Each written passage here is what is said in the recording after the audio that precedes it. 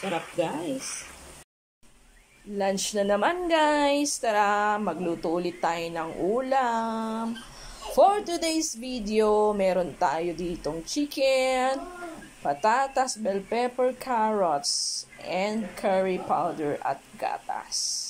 Naka-ready na ang ating kawali. Lagyan na natin siya ng kaunting mantika. Simulan na natin mag-gisa ng ating bawang. Sunod na agad ang ating sibuyas. Lagyan na natin ang ating chicken. Tumatalsik. Haluin natin guys. Tayin lang natin siyang mag-brown. Then, pwede na natin ilagay ang ating gulay.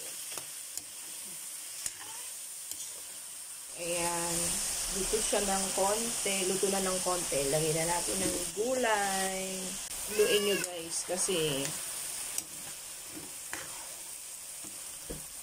para magpantay yung pagkaluto ng mga gulay.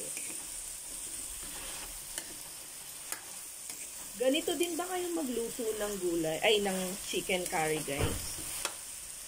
This is chicken curry. Yan. Simple lang naman magluto si Aling Wilma. Ayan. Lagyan na natin ng paminta. Asin. Siyempre, wag natin kalimutang haluin, guys. Dumidikit na yung karne.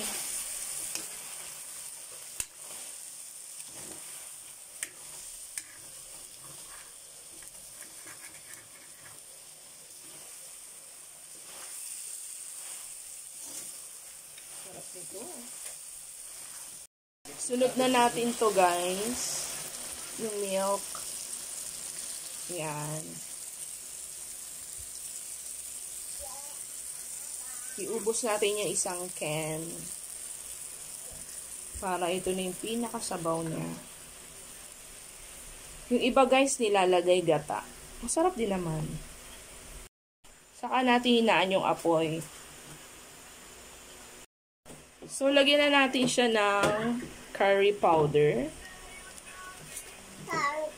Yan.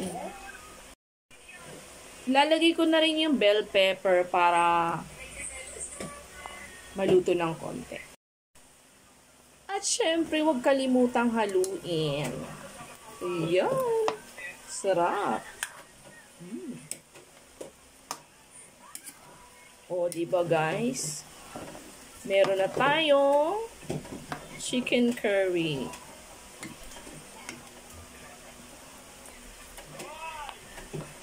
Bango.